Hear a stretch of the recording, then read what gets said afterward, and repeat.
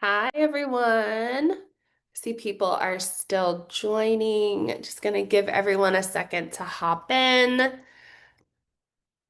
while everyone is getting settled and we're waiting. If you want, you can go ahead and put in the chat just where you're joining from, like what state you're joining from, and what type of work you do.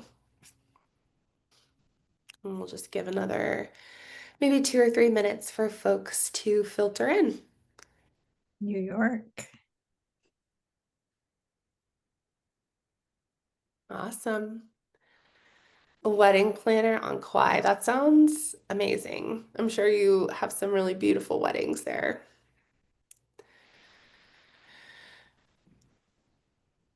All right. Got some California, some folks on the East Coast. I'm on the East Coast and Natalie's in California. Got some bookkeepers. Hmm.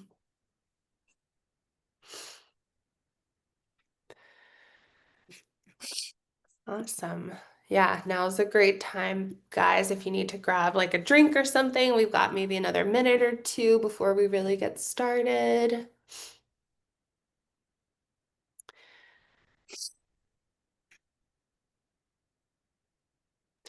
We got a tax specialist in Houston. Awesome.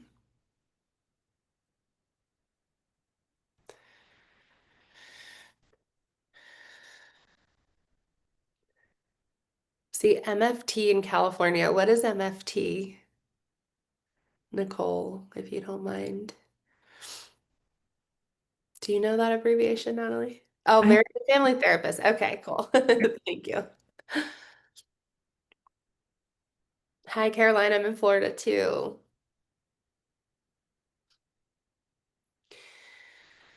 All right. Awesome. Well, I think we can go ahead and get started.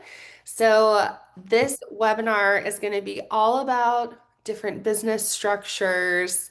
My name is Elizabeth. I'm a member relationship manager here at Collective, and I'm joined by my lovely colleague and friend, Natalie. We have worked together here at Collective for several years. We actually before Natalie went to our onboarding accounting team and I went to be a member relationship manager, we were on our new business team together for several years. So we talked to small business owners like yourselves every single day. Yes, welcome everyone. Excited to be here. It's fun to see where everybody's joining from. Like Elizabeth said, we both have taken thousands of calls with small business owners. We're very passionate about helping make sure you know the right business structure, especially with goals, long-term goals in mind. So hopefully by the end of the webinar, as we're entering into a new tax year, you feel like you know the correct structure to have in place to support those goals. So continue to pop in the chat what type of business you have so we could tailor some specific scenarios to you. We also will have an opportunity for Q&A at the end to dive into more specific scenarios. Today's a great opportunity if you're not sure what entity type you should have, or if it's almost time for you to restructure your business, you're in the right place today. Elizabeth and I have come across so many different scenarios in all 50 states. And I would say probably one of the most common questions we get is like, when is it the right time for me to become an LLC or maybe formalize my business more? So we're going to touch on all of those things in the coming slides, but I'll pass it back to you, Elizabeth. Awesome, thank you. All right, so first up is just our quick agenda, just a couple housekeeping items. So we, as Natalie said, are gonna have some time for questions at the end. So as questions come up, feel free to put them in the Q&A box. If you can, try not to put them in the chat just to make sure we don't miss them. But Sarah, who's helping with the webinar, she will be monitoring the chat for us and putting any other questions that we might miss over in the Q&A. Also, there is going to be If you stay till the end, there is going to be a promo code if you want to book a call with somebody on our team to maybe talk about your situation a little bit more in depth. But what we're going to cover in this webinar is going from sole proprietor to a formal legal entity, single owner versus multi-member businesses, structure, setup, and tax reporting, and then again, the Q&A at the end. We also have a quick disclaimer that this webinar is for educational purposes only, so nothing contained in this presentation should be construed as legal or tax advice. Always consider consulting a professional if you need legal or tax advice in operating your freelance business. All right, so our first section we're going to cover is going from sole proprietor to legal entity. So really just trying to understand the differences between operating as an individual, small business versus formalizing that business structure, really just some business planning. So when you're a sole proprietor, that's just the default. Like if you are running a business, like say you have a full-time job, but you are a photographer on the side and you don't have any type of entity set up, like you haven't filed anything with the state, there is no entity required to be a sole proprietor. You just run everything through like your name and social. You would report your income and your expenses right there on your personal tax return, specifically on the Schedule C. It's just like the profit and loss of your small business. They are obviously very easy and inexpensive to start up because there's no formality to them. One downside of them is that as the owner of your sole proprietor, you are personally liable. So if you are to get sued by somebody, they could come after your personal assets. For tax purposes, just in general, when you're a sole prop, your profits are subject to income tax at your ordinary income tax rate and self-employment tax. And the self-employment tax is a flat rate of 15.3%. So, moving on to probably the most common business structure that we see here at Collective is a single member LLC. Single member LLCs are formal legal entities registered with the state. So, you usually file them with the Secretary of State, and then there's usually ongoing reporting. So, like, you usually file an annual report just to let the state know who's operating the business and what operations are up to. Single member LLCs are taxed as a disregarded entity. And what that means is the IRS just completely disregards that you have a legal entity and they continue to tax you as a sole proprietor. So it sounds mean, but it's actually a very simple form of taxation. It's still reported right there on your personal return, on your Schedule C, unless you make another tax election. And that's another benefit to having a LLC, that formal entity in place, is that you get something that's called tax flexibility that you don't get with a sole proprietorship. When you do have an LLC, that tax flexibility gives you the option to elect to be taxed as, say, like an S Corp. I think Natalie will touch on that a little bit later, but as a sole prop, there's no like stepping stone. You have to have a stepping stone in the middle that the LLC gives you to be able to change how you're taxed if that is something that you want. You also get, and this is the biggest thing that a lot of people want, liability protection, where you separate your personal assets from your business so you are protected in the event that somebody would sue you. LLCs are also popular choices for credibility, right? Like you get some heightened legitimacy when it comes to contracts. You get the liability protection, and the taxes are still simple. So for taxes, just like the sole proprietorship, the profits are subject to income and self-employment tax at 15.3%. The next one is a little bit more specialized. It's a PLLC, and that is a professional LLC. So these types of entities are reserved for licensed professionals. So think like doctors, attorneys, accountants, architects, etc. They do require proof of licensure and their estate oversight with these entities. The liability covers the business risks, but oftentimes it does not cover any like professional malpractice. So if you are, say, a doctor and you're thinking of forming a PLLC, just know that you will have to get your malpractice insurance outside of your PLLC. It's not going to cover you for that. Just like the others, the profits are subject to income and self-employment tax at 15.3%. And next we have a corporation. So corporations are like when you think of like big businesses, most of those are going to be a stock corporation. They are a formal entity authorized to issue different classes of stock. So if you want to offer common stock and preferred stock, you can do that with a corporation. You can also have an unlimited number of shareholders. There are, however, strict formalities that you have to adhere to, like you have to have a board.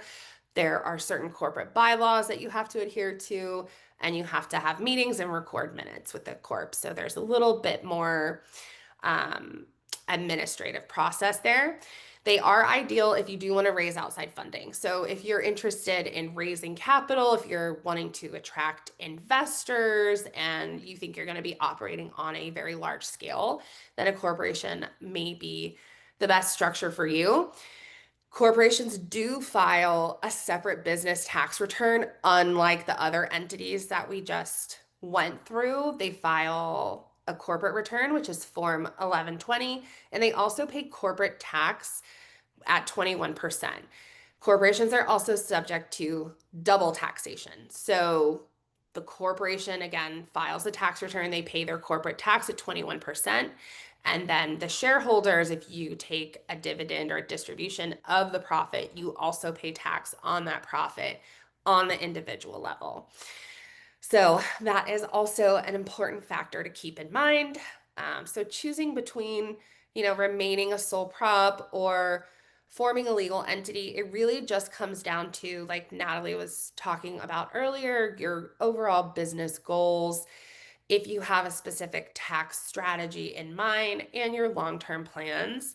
So factors like how much you expect to grow, how long you expect to stay self-employed, and if you do really have a need for liability protection, tax flexibility, all of that. Like if you are, just doing freelance graphic design on the side and you just picked up one project and you think you're just going to do it for that one project, it's maybe going to be another 2 or 3 months and that's it, then it may just make sense to stay a sole prop.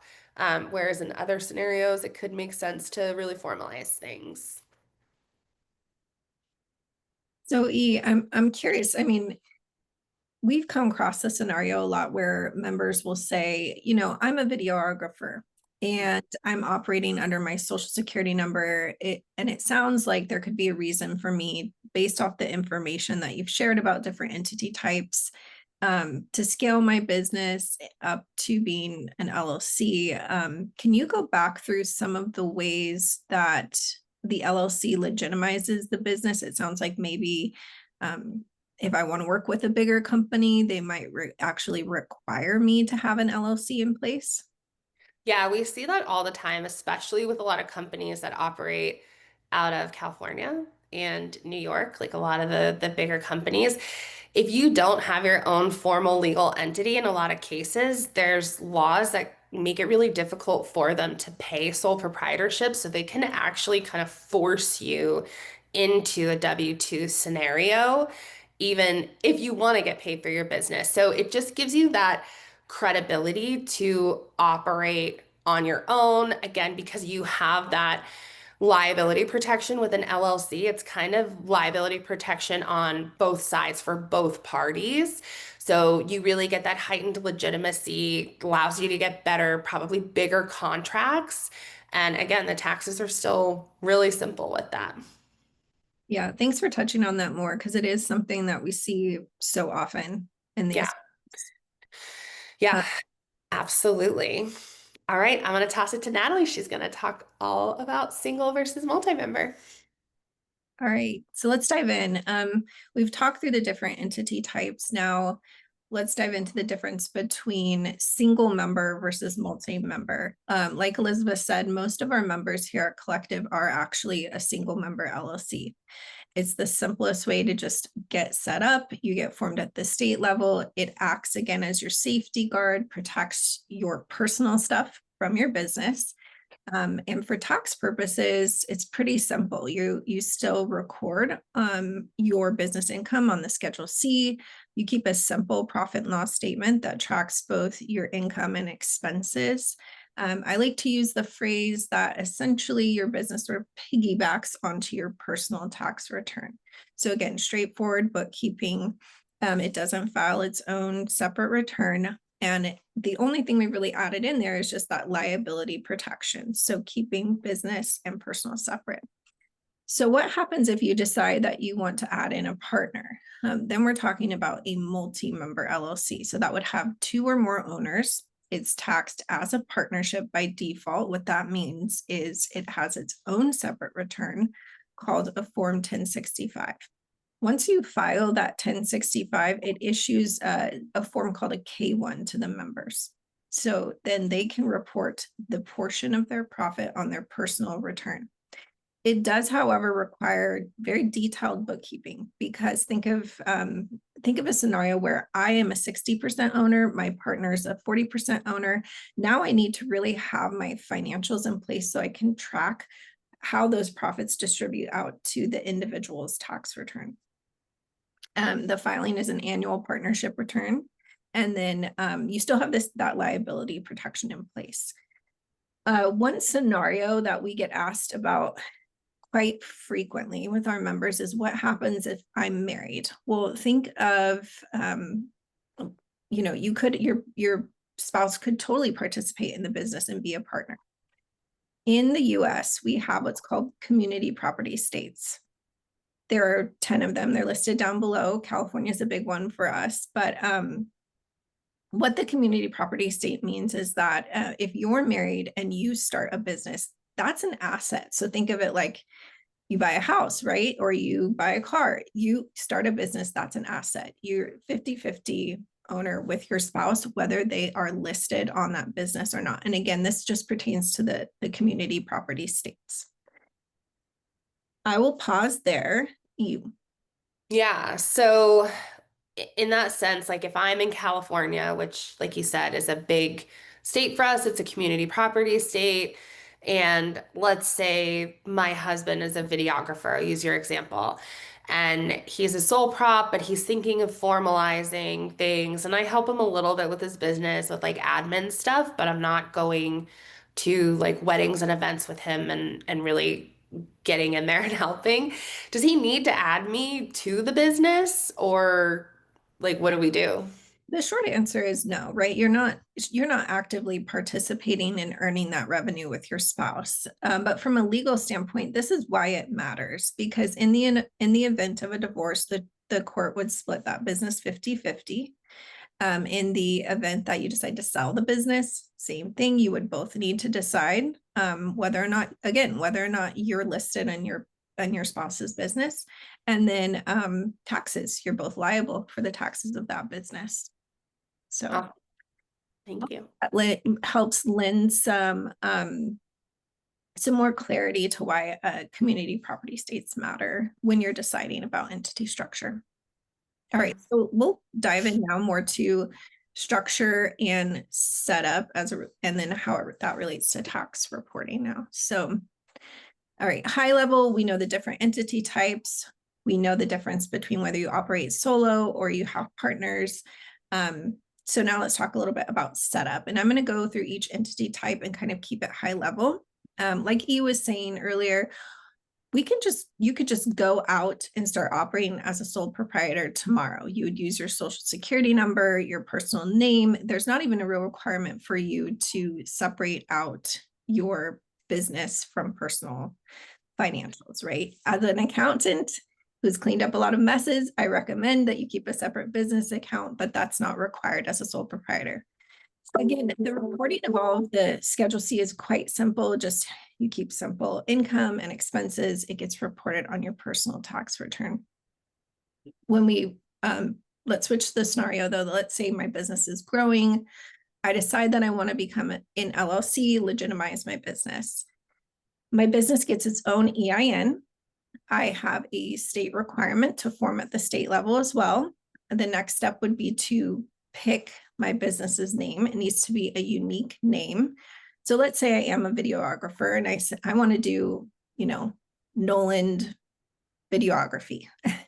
I must put LLC at the end of that when I form the entity, and I need to have a separate business account. Again, that's my liability protection.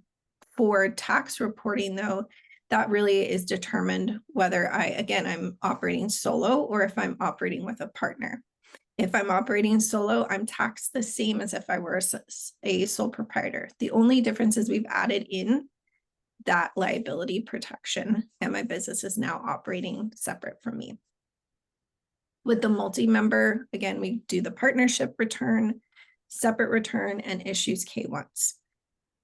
For a corporation, which is the last entity type we'll talk about, same as an LLC, the EIN is required. We have to file with the state and incorporate with the state.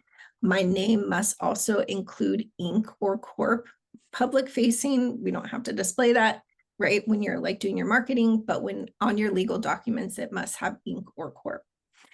Also very important, we have separate accounts, right? Commingling you've all heard the term piercing the corporate veil, right? You could jeopardize your status as a corporation, and you're also jeopardizing your legal protection. A stock corporation or a C Corp files its own business tax return called it's Form 1120, or if you have a LLC taxed as an S Corp, it's Form 1120S. With a C Corp though, it pays double taxation. So you have that risk of double taxation. I'm an owner of my C Corp and I want to take a dividend of profit. I'm going to pay at the corporate level, and I'm also going to pay at the individual level. Now, there's been a couple questions in the chat specific to S Corp, and we can dive into that more in the Q&A section. But what I will say is that any LLC is eligible to elect to be taxed as an S Corp. I like to think of the S Corp as sort of like a hybrid corporation. In order to do it, there's a few requirements though. To qualify, you must have fewer than 100 US citizens as owners. So it needs to be a domestic entity. So that's the one big requirement. When you layer an S election on top of an LLC, you can see the differences. Just operating as an LLC, I'm reporting on my personal return. Layering on the S election is separating it out. Now I'm truly separated. My business has its own return. The profits still pass through to me, but my business is sort of like a hybrid little corporation, its own little entity over here. Any questions for me, Eve, about this section? Yeah, so just curious because Natalie is one of the leads on our onboarding team. So she helps our newer members at Collective that are switching to an S Corp from any type of sole proprietorship, single member LLC, or existing S Corps.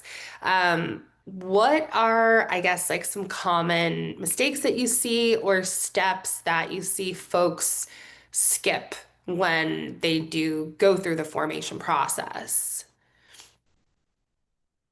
It varies, but I would say 90% of the time, if I see a step skipped, it's usually around bank accounts, right? We all know what a hassle it is to switch our Zoom subscription over to another bank account or a different credit card or whatever it might be. But the point is, when you form one of these legal entities, the LLC, the corporation, you truly are separating for financial purposes. So everything should run through a business account. And it's so common for us to see where someone just hasn't made that switch over to a new account and set it up under their business's EIN. But I would say, important step, as soon as you get that EIN, go out and set up your bank account under your business's EIN. Yeah, and a question that I hear a lot too is you have more than one bank account under the same EIN. Yes, absolutely. Yeah.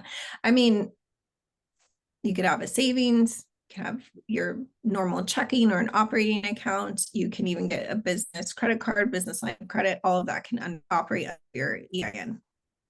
Yeah. Awesome.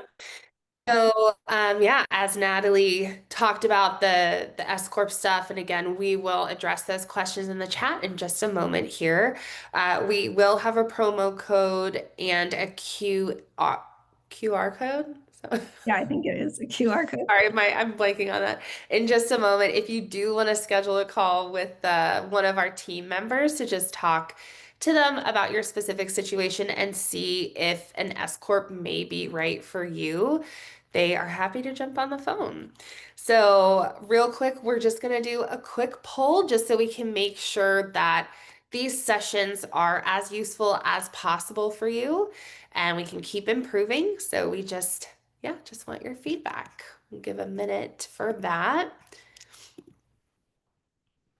and then we will move on. All right, so here is the code. You guys can scan this with your phone.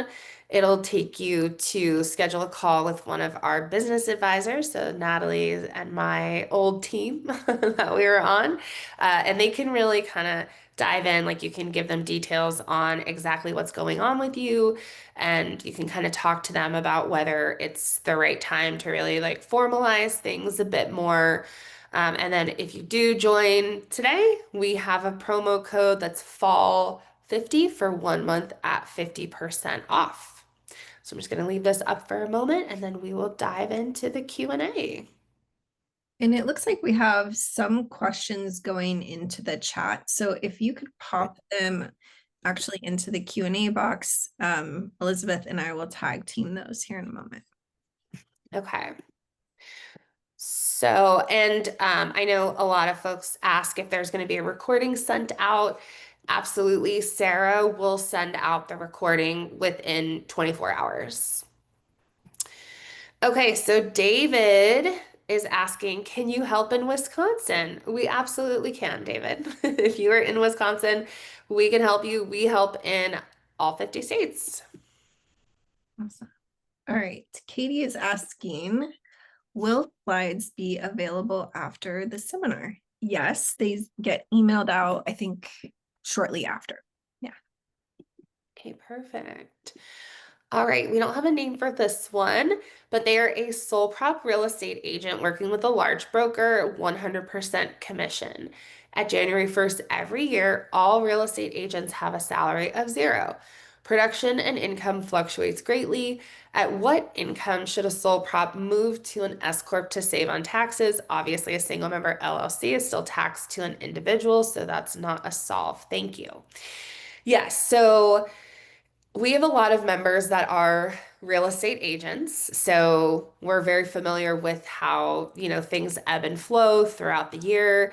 You guys can sometimes go months without any income and then get a large amount of income all at once.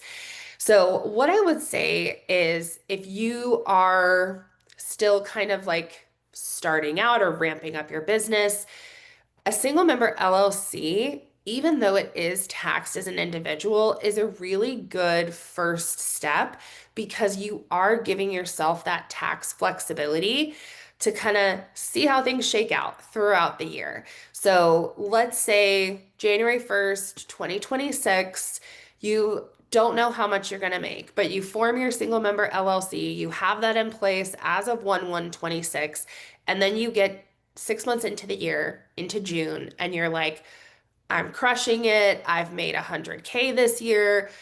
I really want to be an S Corp. Because you have the tax flexibility that comes with your single member LLC, you actually are giving yourself the ability to retroactively submit a late election request for becoming an S Corp. So You don't have to, of course, if you don't hit a threshold. And in general, we recommend having at least $60,000 in net profit before switching to an S Corp. So that's 60,000 after your expenses, not your total revenue, but income after expenses. But if you don't know if you're going to hit that, having a single member LLC doesn't hurt you at all. You get your liability protection and then you get your tax flexibility. So if things, if you do need to wait a little bit to see more data of how the year is shaking out, you can absolutely do that and then submit a retroactive S Corp election for the rest of the year. Well, and in perpetuity. All right, next one is from Cheryl. We have an ongoing business, 20 years. Congratulations. It's a long time to be in business. And planning to separate into two different LLCs. Okay, so one will only hold the property and the operations. The LLC will pay rent for the facility to the property. The LLC and the property firm will be a single member disregarded entity. It will make our son a minority partner in the operations of the multi-member LLC. The thought is that the rental income will not have self-employment tax. We will be paying income tax on income from both companies, but this should reduce our self-employment. Our son is already managing the operations and getting a salary, so I think we do not need to take a salary from it. My husband has read that the IRS might not allow this.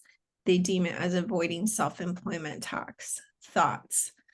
My thoughts on this are, sounds like because you are giving your son a salary, he's the one that's actively performing the duties in that entity, that you've met that requirement. The issue would be if one of them became an S Corp, you would have to take a salary. That would be the requirement for you. But if you're not performing the duties of the business, or maybe you're just taking a draw on the profit, that's fine. You are legally meeting your requirement by having your son on salary. Again, your situation is very specific. So it might behoove you to actually speak with someone that can dive into more of the details of this. But based on what you've given me, it doesn't look like you're avoiding any self-employment tax here. All right, Marilyn is asking, can you have a business credit card but keep the personal and business bank account together? So, for liability protection purposes, A hot button question. I'm laughing. yeah, I get this all the time. I know. I was gonna even say, do you want to answer this one, Natalie? I'm sure. No. Got this. Okay, so you absolutely do need to have a business bank account for liability protection purposes. And you do want to keep things as separate as possible because commingling business and personal expenses is a major no-no to the IRS. So before I came to Collective, I actually worked as a power of attorney at a tax resolution firm. So all I did all day was talk to the IRS, to revenue officers and collections. And if they see that you are commingling in your business and personal bank accounts, that's like the first thing that they say you have to cut out. So they will give you a slap on the wrist for that, even if you have a dedicated business credit card. So yeah, just keep everything as separate as possible. Great answer. Okay, Soph wants to know if the LLC is owned by one person and they want to hire instead of co-own with others in California, how does that change things? So I'm assuming the LLC is formed in a different state based off of this question. And instead of bringing on a partner, they just want to hire that person to work for their company. If that person lives in California, you do have to become an employer in California, and you would have to set up employer accounts with the state of California. So essentially, you're just registering there saying, I am paying someone who lives in California. Your business, the LLC, wherever it's formed, you still file your return in that state. You get to deduct the cost of employing somebody as an employee, which you would deduct their their wages and the portion of taxes you cover as their employer. You do not have to make them an owner of the business. You could just pay them, hire them, have them become an employee. They could also become a contractor, but there's different rules, right? Between whether you employ somebody or they become a contractor.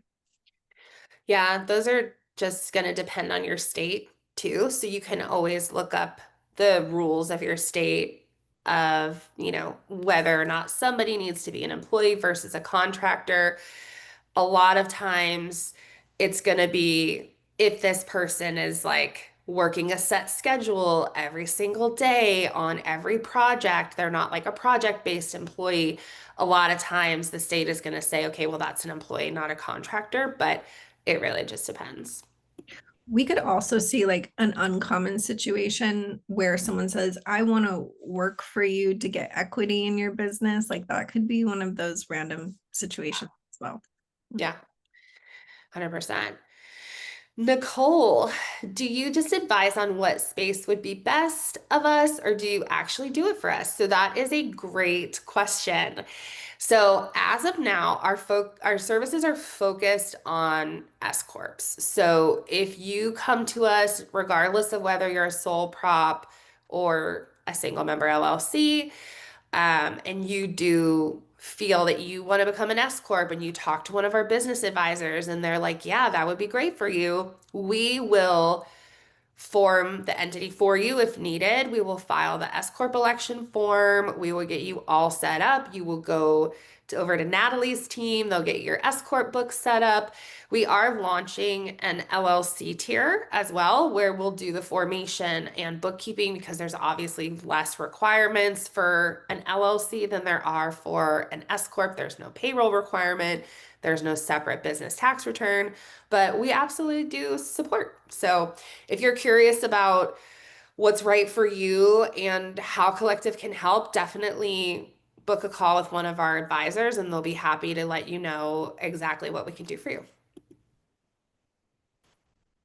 Patty's asking, what are the advantages of being a sole prop LLC but filing as an S Corp? Elizabeth talked to this a little bit earlier.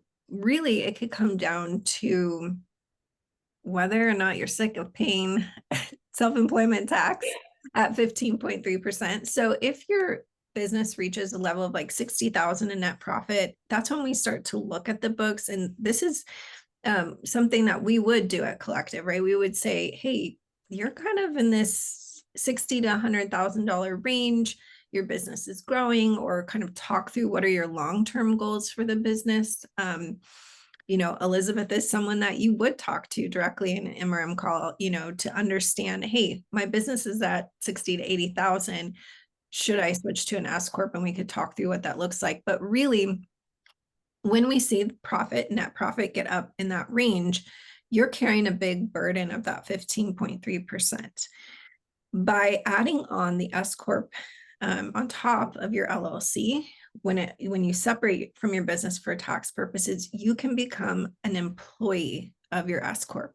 So if you're actively earning the income that your business is generating, you're a photographer, you're taking the pictures, you become an employee of your company. Your company pays a portion of your profit via salary.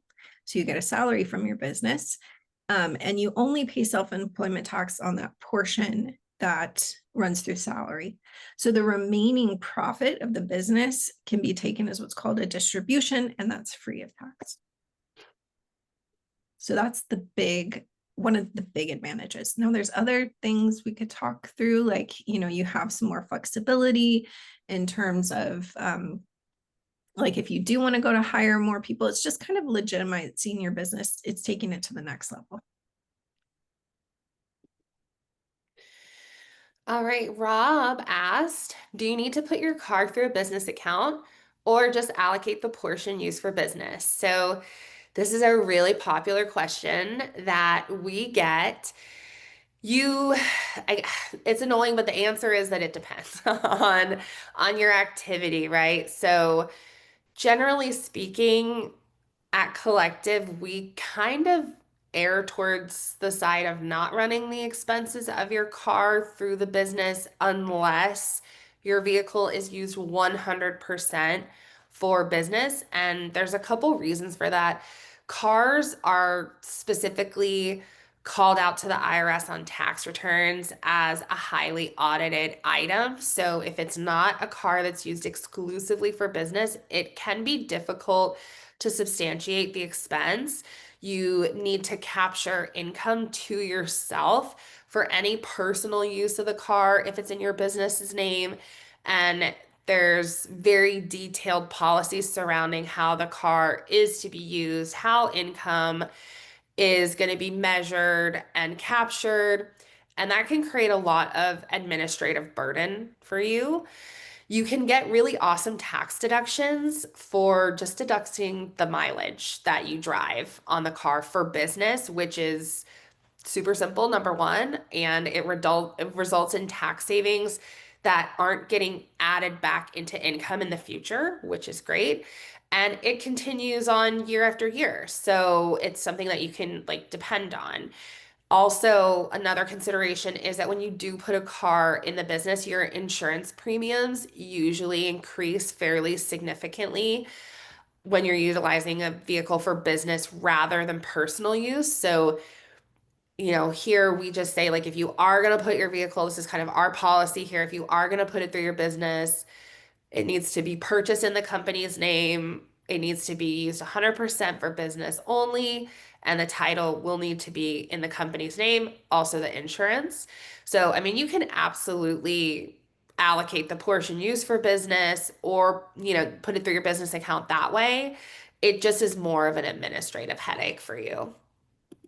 It's not, and people don't like to talk about auto inclusion. Like if you do decide to write all of your expenses for your vehicle through the business, but it is available for personal use, then essentially you kind of owe your business. And I'm talking in terms of an S Corp, you owe your business for that use of the vehicle. So it's very practical. If you're a handyman and you have a separate, vehicle that you store all your tools in and you go do all your jobs, yes, that is 100% business vehicle. But if you're a consultant that takes Zoom calls all day, you should not be writing off your vehicle through the business. Just Yeah, there's not take, really a need.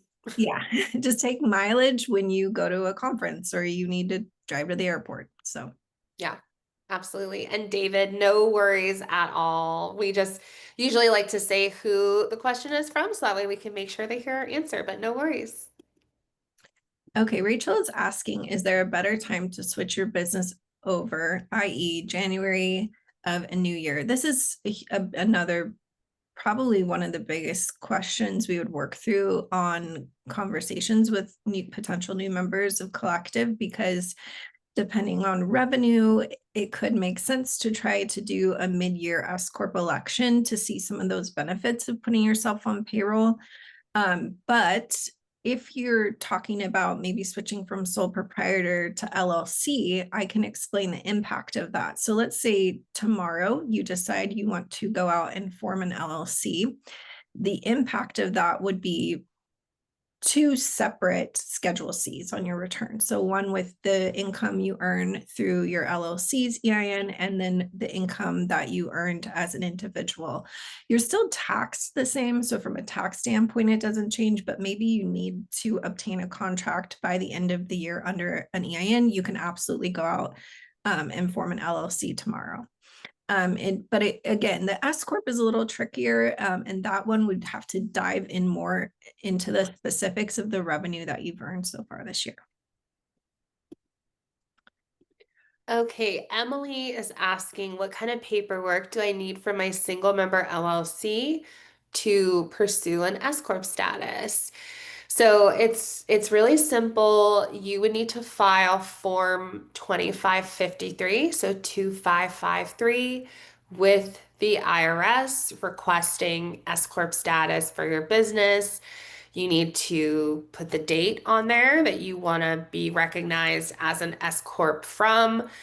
They do allow retroactive S Corp elections, so it's not too late to do that for this year, as long as your LLC was in place earlier this year or at the beginning of the year. So if you just formed your LLC, let's say in May of 2025, and you want to backdate it to January of 2025, you would only be able to backdate as far as your LLC formation date because the S Corp does need that legal entity to anchor onto. But yeah, you can absolutely file that, and you're just filing the 2553 with the IRS. Some states do recognize S Corp status as well. So you may need to check with your state to see if there's anything that you need to file there, but otherwise it's a fairly easy process. And then it takes maybe 6 to 8 weeks, possibly longer right now because the government is shut down to hear back on, the IRS to get the approval letter, the CP 261 from them, letting you know that they've approved your S Corp election and you're good to go. Rob is asking, would a qualified actuary be in this professional LLC category, I assume? Actually, Rob, I think that in most cases, actuaries do not need a PLLC to and can operate under a standard LLC. It is best, though, to confirm with the Secretary of State or someone local in your area what your state requires. And so usually a PLLC, we see that when you need a state specific license to operate, like a therapist, for example. So hopefully that helps answer your question. All right. Another anonymous one. What are the best states to form an LLC from a cost, simplicity, etc. basis? Do I need to live in that state? This is another really common question that we get. Um, Do we go down the rabbit hole? yeah, I know. So I'm like, how do I answer this? So we typically recommend forming your LLC in the state where you live, your home state. And again, it's for simplicity because a lot of folks have heard that like Delaware, Wyoming are really, business friendly states that they want to form their LLCs in those states. And that's fine. But your home state also requires you to have your business registered there to legally transact business in that state, even if you're just working from your home taking Zoom calls, like you're a consultant. You still have technically a requirement, like they're still going to be expecting you to file tax returns there. And if they do see that, you're self-employed, you have self-employed activity on your tax return, but you have no business registered in that state, they could actually come after you and suspend your right to do business in their state until you register. You can get penalties. It's just a headache, not to mention the administrative burden on you of now essentially having two LLCs in two different states where you have to file two annual reports, possibly pay two annual fees, file two tax returns. It can just be more of a headache than it's worth because the administrative costs add up over time anyway. So we usually recommend forming in your home state. The other thing I'll add to that too is it really could come down to the goals of the business. But most likely, if you're not going to become a C Corp with investors and sell your business, like these, even though they're like hot topics on TikTok or Instagram, it probably doesn't pertain to you and your, solo operated consulting business, right? If that's what your business is. Okay, so Emily wants to know, why do you recommend waiting until you make 60,000 before electing to be an S Corp? It really comes down to the cost of becoming an S Corp. So there's more administrative costs. You have a separate business tax return. You have to keep financial records for the business. And typically the type of financials that are required for an S Corp need to have the view of like a bookkeeper or an accountant to be tax ready. So those financials that you take to prepare your S Corp tax return should be reviewed by a professional, right? since they're just more nuanced things that come with the reporting on your balance sheet. Um, not every year, as we see this a lot. Elizabeth and I see where there's fluctuations in business, right? One year you might make, $100,000. Next year you're making $30,000. With an S Corp, we want to see year over year that there's profit in the business where those additional administrative costs, like running payroll, like having the team in place to make sure that you are compliant, that those administrative costs make sense in relation to the profit of the business. So hopefully that helps. Yeah. And like if you're making under 60K, like Natalie said, if you make 30K one year, nothing bad is going to happen to you. There's no penalties. You're not going to go to tax jail. It's just you may not see a significant of savings that year. Okay, Anonymous asked, do you get the liability protection by just forming an LLC, or do you need to get some insurance as well? What types of insurance are needed or required? So yes, you get liability protection just by forming an LLC. Whether or not you need additional insurance is really just going to depend on what type of work you do and where you live, what your state requires. Um, like we said earlier, if you are a doctor, for instance, and you're forming a PLLC, you get the liability protection from the PLLC, but you may also need malpractice insurance in addition to that. And it's not uncommon for us to see, going back to like the videography or whatever, if you're working with a big company, they might require you to have some additional insurance as well as the LLC. So it could just depend on who you're entering into a contract with. Yeah, that's very true. Okay. Is there general guidance to when you would recommend switching from sole proprietor to LLC? This applies to life coaching practice that is essentially just starting up. Great question. Really, there's no need for the additional administrative cost of an LLC. So we talked earlier about at the state level, um, when you form an LLC, you have to register with the state, and most states carry a annual fee. So where I live in California, I see a lot of people hesitate to go out and form the LLC because it's $800 a year. Whether you make money or not, you have to pay $800 a year to keep your LLC alive. And if you don't pay it, they're very aggressive about penalties. So when you're starting out, really think about like, what's the trajectory of the revenue that I'm going to be earning in the business? Can I carry these, administrative costs, additional bank account, bookkeeping, all of that? Can I carry those administrative costs?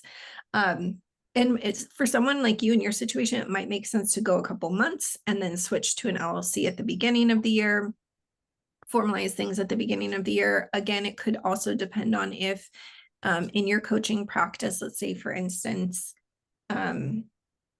you're going to take on a contract like we talked about earlier, where they want you to have an LLC in place for that two-way liability protection. So that could be a reason for switching from sole proprietor to LLC.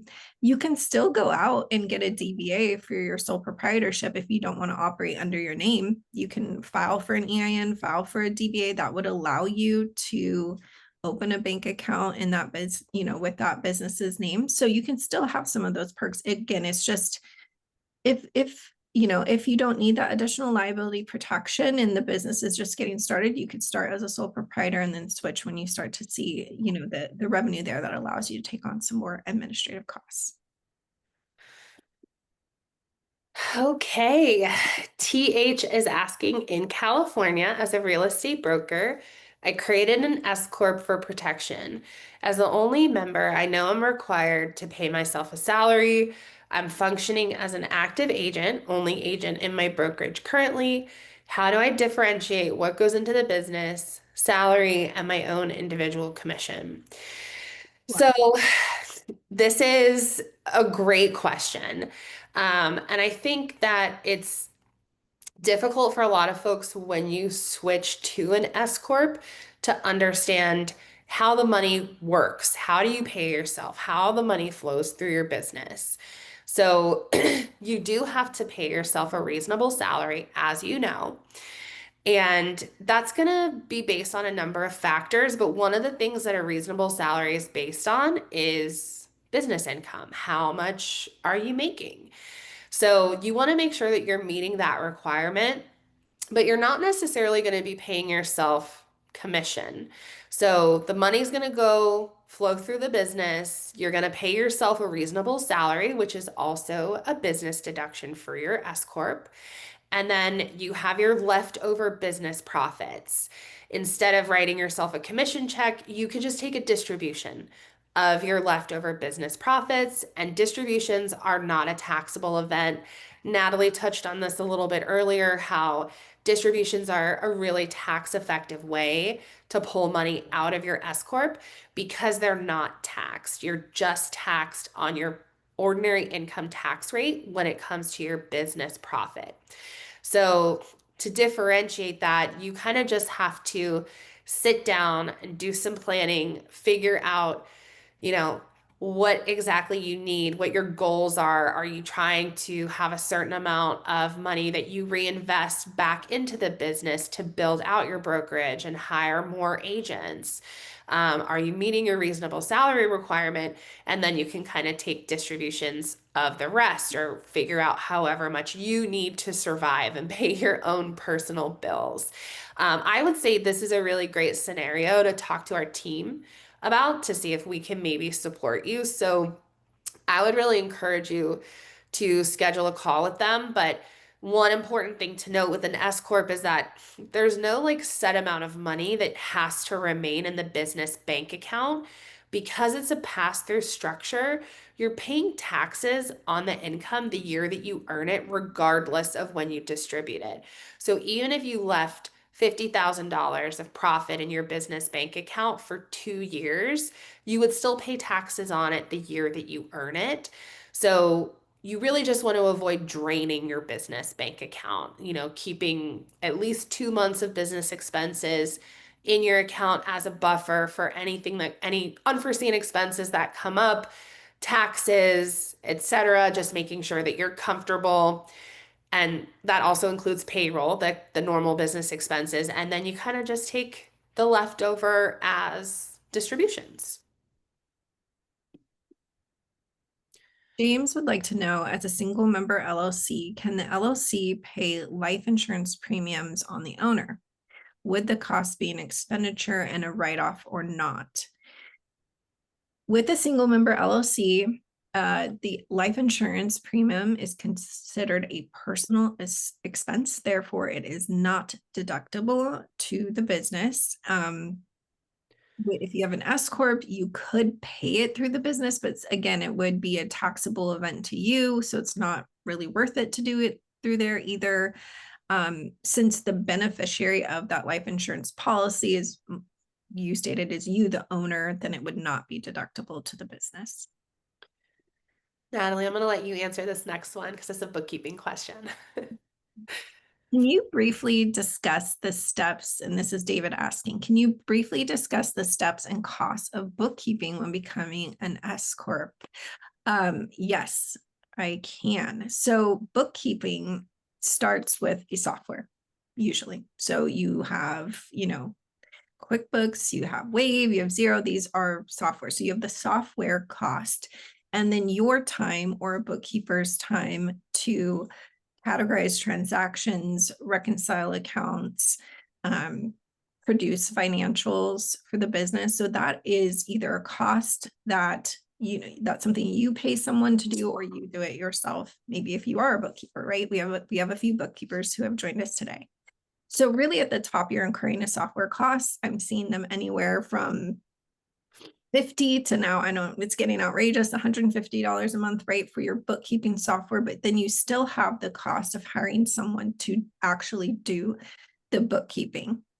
I can get more specific on, hopefully that helps David, but I could get more specific on some of those costs. I would say on average, we see people paying anywhere from, $300 to you know, some people are paying $1,000 a month for their bookkeeper. It really just depends on the level and detail. And usually the how those are built out would be the volume of transactions. So most of our members have 1 to 5 business accounts. So they fit into the tier of what the service that we can provide at the price point. So when we think about our price point with Collective, we're giving you the bookkeeping software, you're getting the payroll software, you're getting the actual bookkeeping service of someone producing financials that are tax ready, all bundled into one monthly cost. So if you really break down each of the costs involved, payroll, bookkeeping, tax return, and you price those out for the different softwares if you were going, if you were bundling up a bunch of services. Hopefully that helps you see where Collective's pricing is in the market in comparison. Yeah, also support too, because a lot of like if you do it yourself on QuickBooks or one of these other services, you don't have a dedicated person managing your account like you do at Collective. Like that's literally my job here is to hop on the call with you. If you do have questions about bookkeeping, I can hopefully answer them. Or if they're more nuanced and we need an actual accountant, you can hop on a call with them. When you get started, you hop on a call with somebody like Natalie that asks questions and make sure, you know, that your books are built correctly, shows you around the software. So that is also really important. Some CPAs will charge you per email, where with Collective, it's just all rolled into one monthly fee. Okay, Nicole is asking, so you can be a single member LLC and switch to S Corp without other members? Yes, absolutely. You do not have to have employees. You do not have to have other members in your business. You can be a single owner, one man show, and switch to an S Corp. And if you are interested in learning more about that, Nicole, I would definitely recommend booking a call with one of our business advisors because, again, you can kind of chat with them about your unique situation.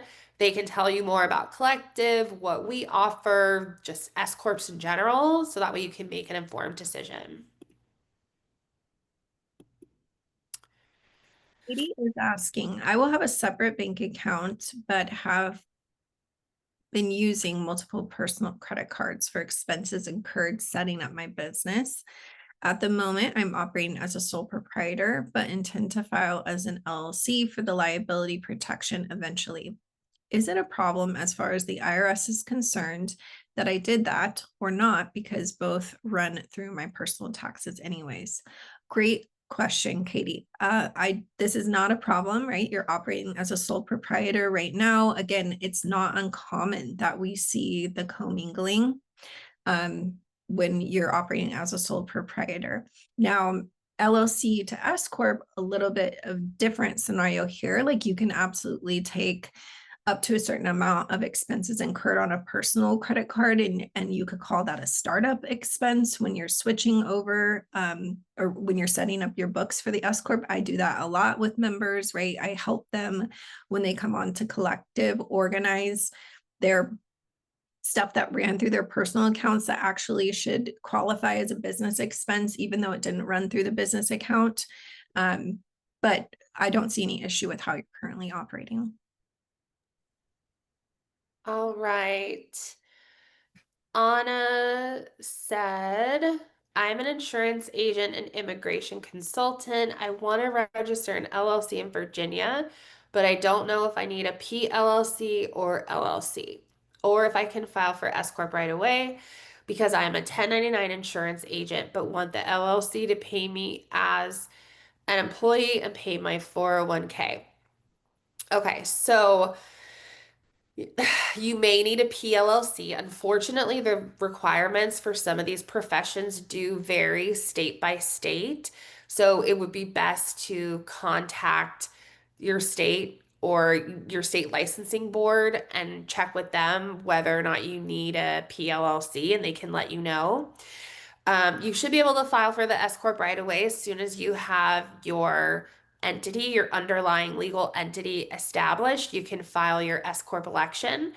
But just keep in mind that if you have had 1099 income earlier this year, just to your name and social, that if you didn't have your legal entity, you won't be able to backdate that election. So you would have to file two tax returns this year.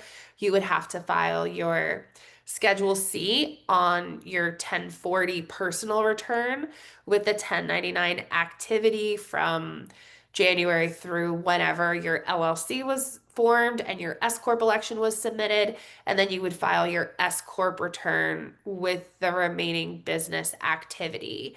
And then absolutely you can get set up on payroll. Now, the longer you wait in the year, the trickier the payroll setup becomes. And Natalie may have more context to add to that. Um, so, that is a consideration of timing. Like if it's right to do it for you this year, or maybe waiting until January 1st would make more sense. And then, yeah, you can also contribute to your 401k. Yeah, it's not uncommon that we see this where you're up close to the end of the year trying to get a payroll run, but again there's some tax implications there that make it a little bit more complicated, and also registering as an employer in the state that you have to pay yourself from. So it's not just like a cakewalk where you can just, I'm going to write myself a paycheck, right? There's accounts that we have to establish to do that um, in order to run a paycheck before the end of the year. Collective does that for their members. All right, I'll get Nicole's question because you answered Cheryl's before. Okay, so if you switch from single member to LLC, so single member LLC to S Corp, how do you have meetings with yourself to track all the things they expect you to do now as an S Corp? Totally get that. And the good news is that you don't have to with an S Corp. You don't have to have a board. You don't have to have a meeting. You don't have to record minutes. Those are requirements for like a C corporation, but the S Corp does not have those requirements. Okay, so Cheryl has a follow-up question to the one I answered earlier about splitting the sole proprietor into two LLCs. We plan to make the operations LLC a sub S Corp and not take a salary, since our son gets a salary and manages operations. So we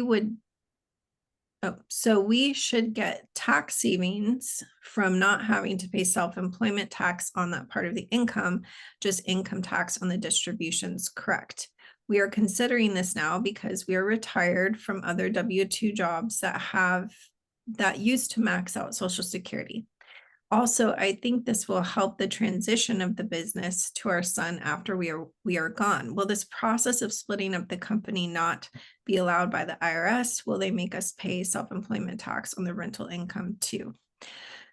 The rental income, there is a way to split up your income in the S Corp where the rental income you would not pay self-employment tax on. Again, gets a little more complicated. If you are actively in the business that you plan to file as an S Corp, the LLC that you're going to convert to an S Corp, if you're doing anything in that business, you do need to take a salary. So if you're actively earning that income, and I would need, I'm sorry, Cheryl, I feel like I shouldn't get too much into the specifics with this particular question because there could be some nuance here that I don't understand. But let's say, for example, you're doing some administrative tasks, or if it's I don't know, I might have to phone a friend here, Elizabeth. But if you're doing some tasks that to earn that money through the S Corp, you would need to take a salary in order to take distribution free of self-employment tax, regardless of having your son in the business. Correct. Yeah. Okay, Lloyd is asking, I am a member of a multi-member LLC. One partner lives and works in one state, and I live and work in another state. Do we need to register in both states? So it really depends. This is getting into state nexus, which is a very nuanced topic because it not only depends where you guys live, but it also depends on where you do business. If you have a physical presence in those other states.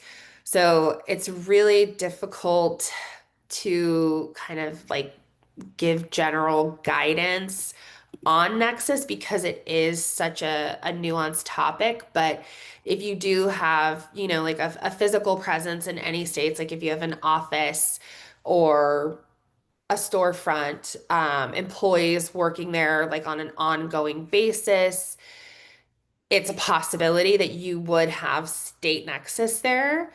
Um, Sometimes, oftentimes we see that you don't need to register just because you live there and your income could be passive, or if you're working remotely, from that state, a lot of states consider that as doing business in the state. So, what I would say for that is you can call your state secretary of state and kind of like explain your situation to them, and they will let you know if you need to foreign register in a different state than you're already registered in. Like if your LLC is registered in Florida, but you live and work in California, you can call the California Secretary of State, explain your situation, and they will let you know. Um, all states are trying to pull in income to their state, so they all have different nexus requirements. So without knowing more, it's really hard to give an answer. But I would just call this the Secretary of State and see what they say. Tricky one. Yeah. Anonymous says it keeps being repeated that non-salary S Corp income is not taxed. To clarify, don't you mean it doesn't get self-employment tax? It still gets federal and state income tax, correct? So your profit of your business, and this is something that I thought Elizabeth explained really well last time. If you have 50,000 in your business bank account, you're going to pay tax on it whether you take it out or leave it in the business. So when we're using the term distribution, I'm taking out profit. You're not getting taxed in the event that you're pulling it that day or whatever. But yes, all your profit of your business passes through to you onto your individual tax return, and you pay federal and state income tax, whatever your tax bracket that you fall into, whether you file single or married filing jointly, whether you have dependents, all of that impacts your adjusted gross income and where you and what tax rate you pay. So all of your business profit gets lumped in with income that you have as an individual, and then you pay tax based off of your federal and state income tax rate.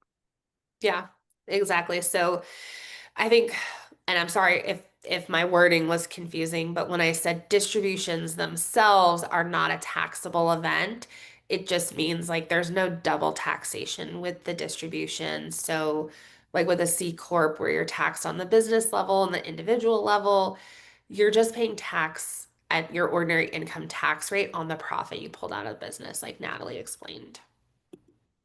And I think this may be the last question we're able to answer because we do have a hard stop at 2:15. We have a question that said the S Corp partner should pay every month, get a paycheck. Can they do seasonal? So that's a great question. That's also a really popular one. Yes, you can. We think of paying a paycheck every month as quote unquote best practice. And a lot of times it's just easier to manage cash flow that way. But if you do have a more seasonal business where your income fluctuates and it's easier for you to pay yourself once a quarter, perhaps, rather than monthly, we have some members that pay themselves once a year. It's just whatever works for you. If you have the cash flow to support that, then that's totally fine. The IRS is really just looking for a target number for you to get to by the end of the year. Same thing with us at Collective. We're just looking for you to hit that reasonable salary number for tax reporting purposes by the end of the year. But however you get there works for us. You can always just run like an off-cycle payroll season. All right. Thank you guys so much for attending. Um, Let me see if there's anything we can answer like really quickly. Nicole, yes, we do help with quarterly taxes. Otherwise, the team is going to reply to the remaining questions. They will get back to you in writing, so don't worry, you will get a reply. Sorry that we have the hard stop, but thank you guys all so much. Also, let me share really quickly again that QR code for you, just so if anybody does want to book a call with one of our business advisors, the code is right here. You can go ahead and scan that and book a one-on-one call with our team. That way, they can go through your individual situation a little in a bit more detail than we were able to address today. And you also get that discount code. All right. Thank you. Thank you, everybody, so much. We appreciate it. Everyone. Bye.